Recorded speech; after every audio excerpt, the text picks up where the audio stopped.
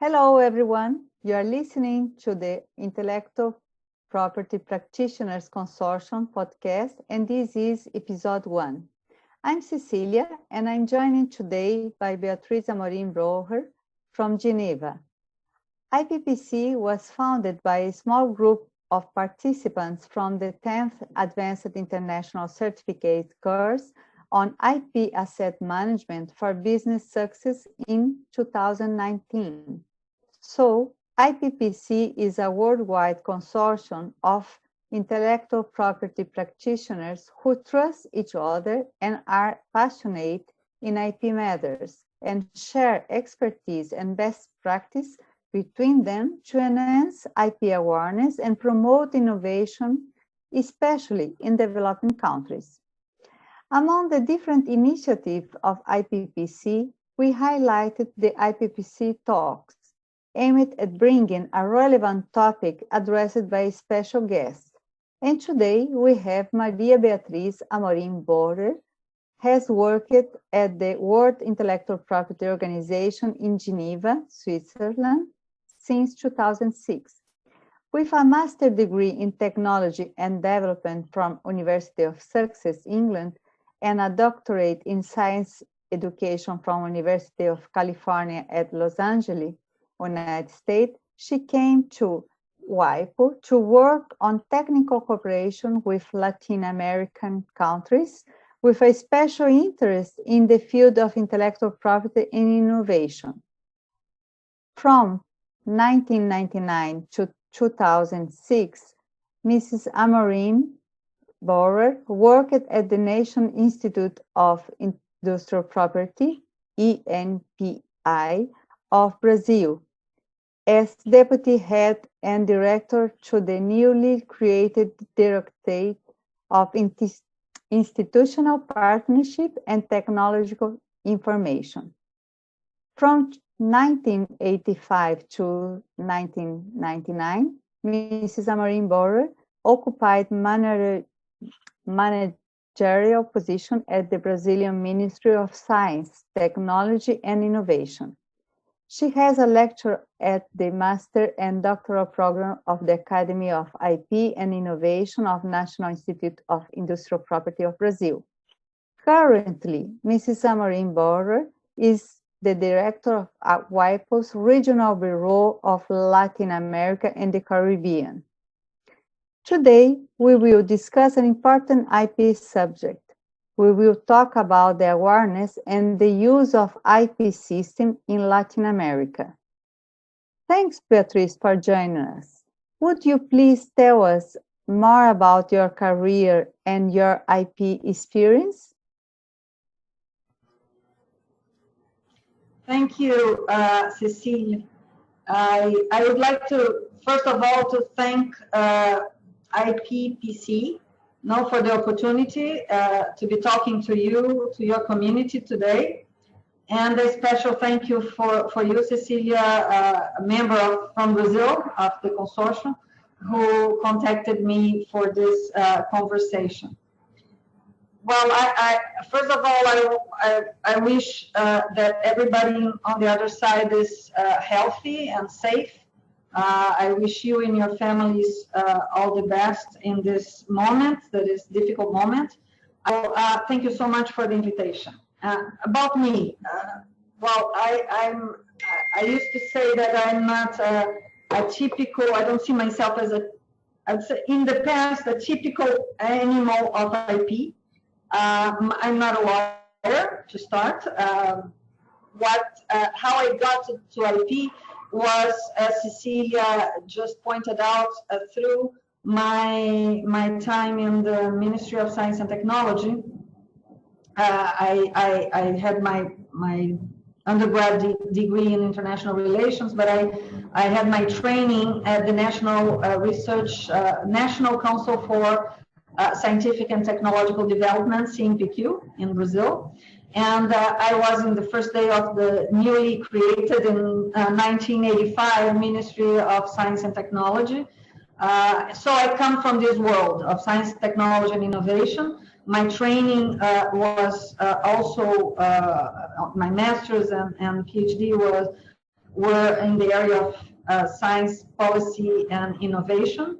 And then finally in 2000, I went to work at the IP office in Brazil. So at first, like many people still, which is a shame, I think it's changed already somehow, but for a long time, IP was seen as a merely legal matter, which is not the case. IP is a very horizontal and transversal topic, which should be understood from the lens of the legal, the technical, and the economic aspects. That so my understanding at that point in 2000 was that IP would be a topic mainly for lawyers, so meaning only for lawyers and for the examiners of patents, so more the technical and the legal. Therefore, when I was invited to go to the IP office, I said at least 4 times that I wouldn't be willing to go because I didn't see myself contributing to the work the IP office was implementing at that time. But the person that was inviting me as a good lawyer that he was, he convinced me that I had some contribution to. At that point, I said yes at one point, and I went to the IP office. In the beginning, I felt, in the first 6 months, I felt very lonely because, as I said, it were mainly lawyers and the examiners looking at the technical aspects. But at the time, Brazil was starting to structure the first version of the innovation law. This was in the beginning of the 2000s. And so nobody in the IP office was really interested in that topic as much as I was. So I guess I was lucky because I was the one appointed as a focal point for the IP office and to discuss the innovation law. Around 2002 and 2004, the innovation law was launched. So of course, after I stayed in the IP office for 7 years. So just to tell you that I very soon I discovered all the links that I should have seen in the beginning, between the legal, the technical, and the economic aspects of IP. And it was a very interesting moment. Cecilia knows there were other policies that were implemented at that time. The industrial policy that also had the restructuring of the IP office as a horizontal action of it was called IPPC, the industrial policy at that time. So anyways, that's how I was fortunate to be able to make many links. And I think this is a challenge for a consortium like yours, is to make people aware of this view that we need to have towards IP, which should be a holistic view, and a view that would aim to see IP as a tool for economic and social development together with, in the context of innovation, I'd say. So I end up not leaving IP anymore. I mean, people don't remember. I mean, people like to refer to my professional background as an IP expert. I don't see myself as an IP expert. I see myself as a innovation and IP professional, and especially in the area of international cooperation. And then in 2006, I came to WIPO, as you said, Cecilia, to oversee technical cooperation delivered for Latin American countries, and now I'm working with Latin America and Caribbean countries. No, that's great. I agree completely with you, because really intellectual property is a horizontal matter and a multidisciplinary. In this I always compare like environmental awareness. No, you need to have this holistic view to make policies in a sense to promote innovation and development. So to get the conversation going, I like to ask you, in Latin America, what are the challenges to take IP to the center of public policies and priority? And if you can give some example of countries that have a better understanding about public policies or IP awareness. Okay, Cecilia. Yeah, I think before talking about, I would like to put some context, and if I may, when I address your question, for those of us, now we live in the IP world, some links and connections are very obvious, and sometimes very difficult to explain, but for us, these connections are obvious.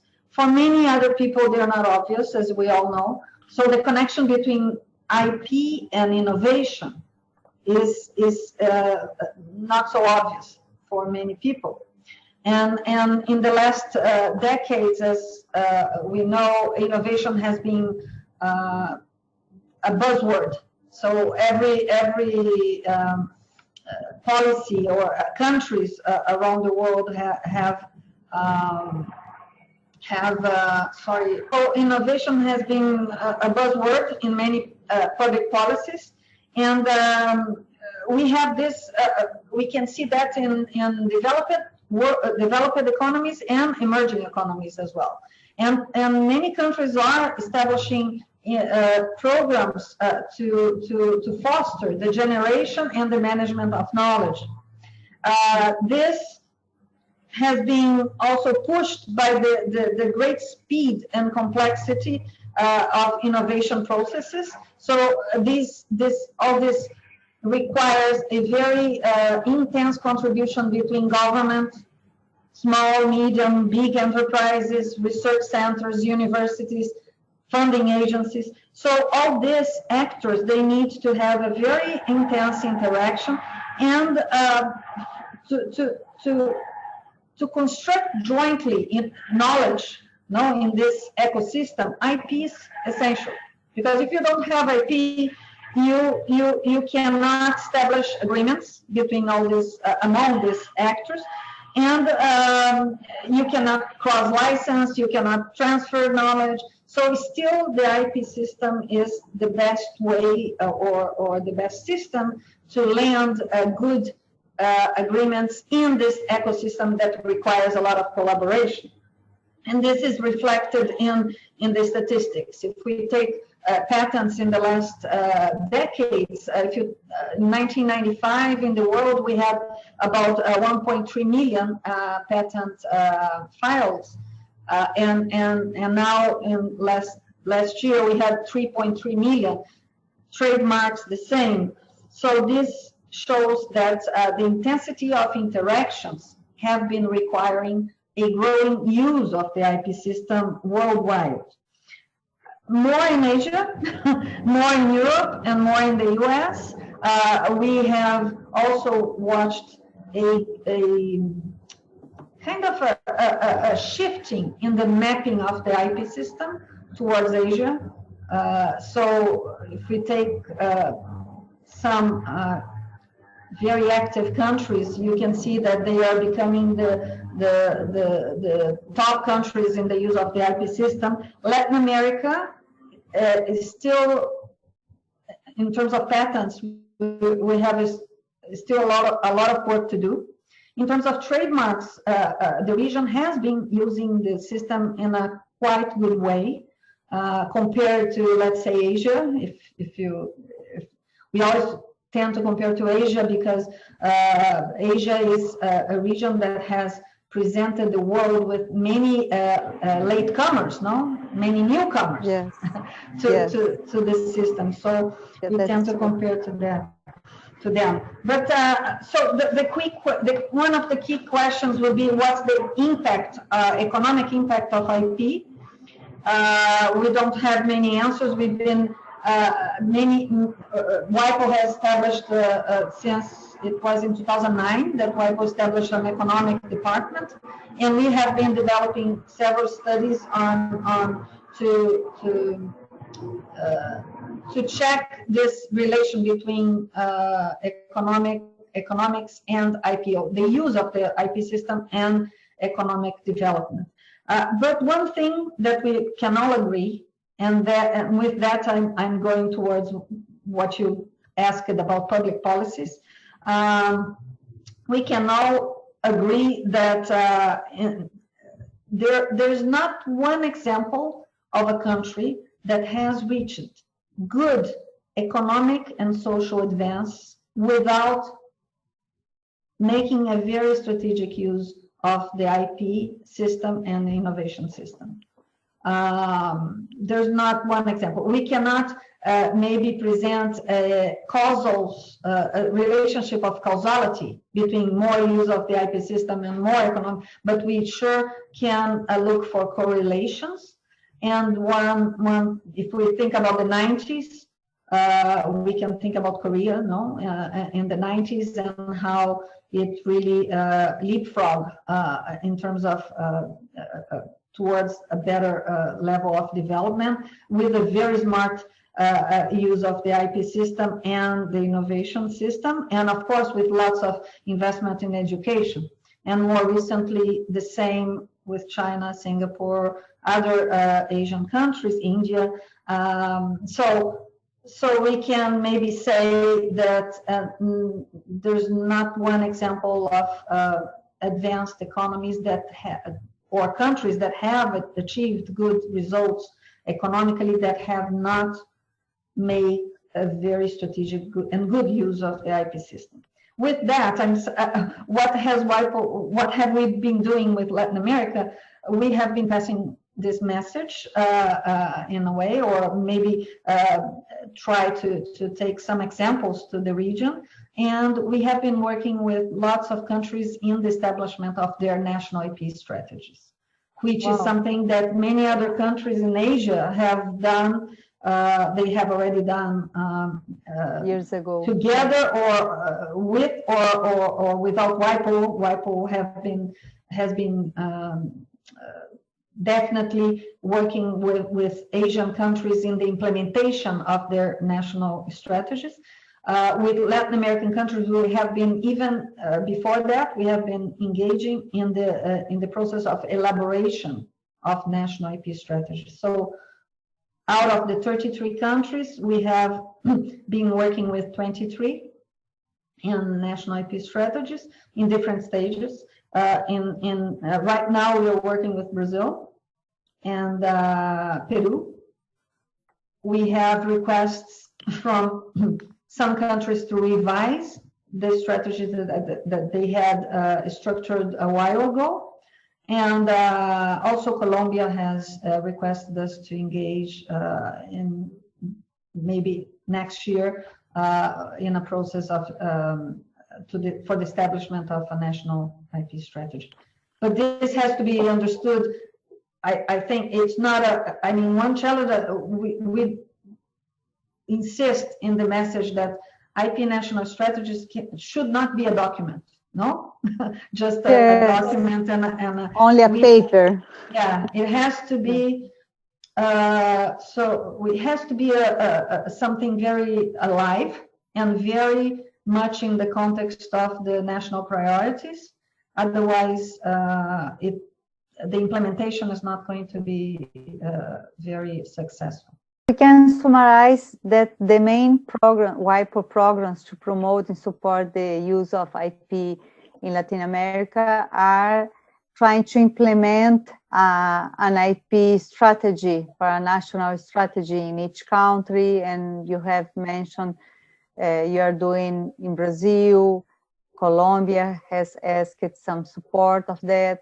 So that basically is more or less the support to implementing IP strategy, and not only to keep as a document, but to put in practice this kind of strategy. This means, for example, IP training also. What are the main tasks in this kind of strategic?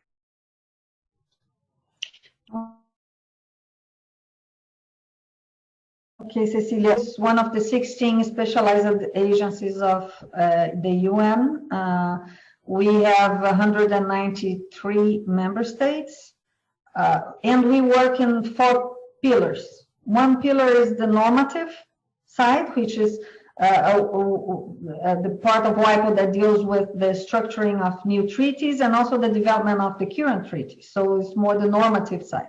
The second pillar would be the services and the registries, the international registries that WIPO manages.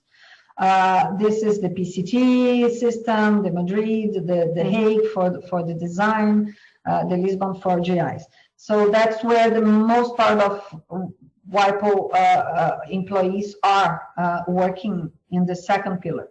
The third pillar is infrastructure and information. So many systems that have been developed for IPOs, also global databases that are offered for users like your community to have access to international, to patent information, to brands information design, and other databases. And the fourth pillar is cooperation. Cooperation meaning how, in a way, I think this is the main reason why WIPO is in the UN system.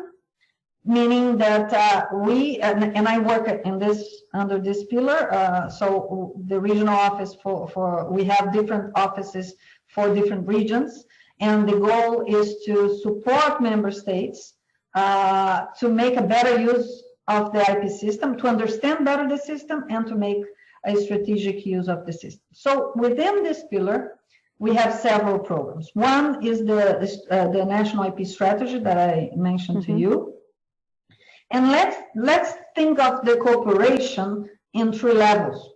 A first level, policy. So we have this program that I mentioned, but also colleagues that are working in, as I said before, also the economic studies that are very useful or should be useful for decision-making processes of member states when they want to know more about a sector, how a sector uses the IP system, when they want to consult like the Global Innovation Index, which is also prepared under this department, that can serve as important inputs for the decision of policies and how policies are structured at the national level.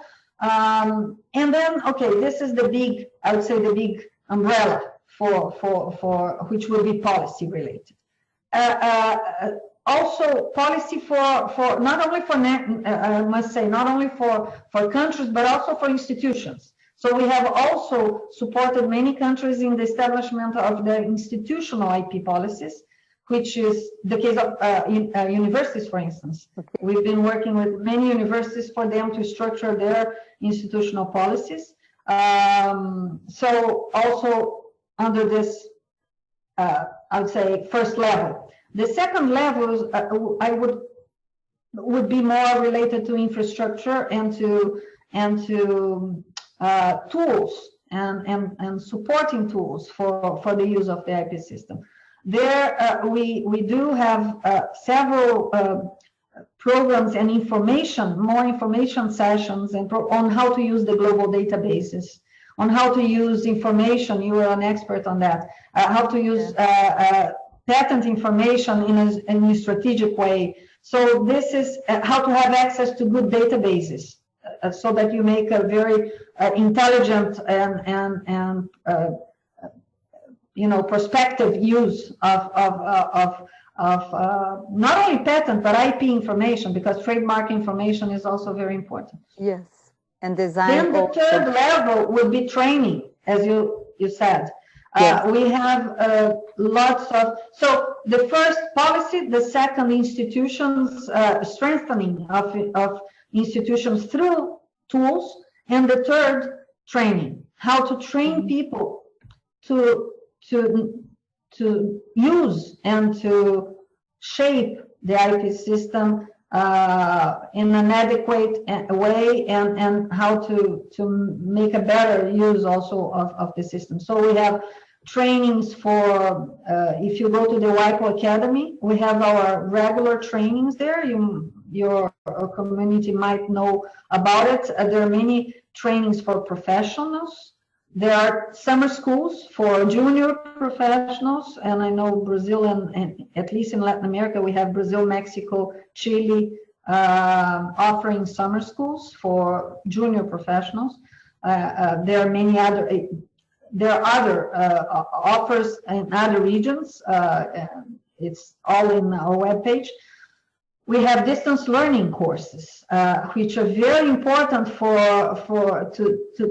to pave the grounds now for the training, face-to-face trainings. Many universities, a growing number of universities, are making use of our distance learning courses as a regular disciplines. Yes, and I can say that I have done several of them, and they are excellent.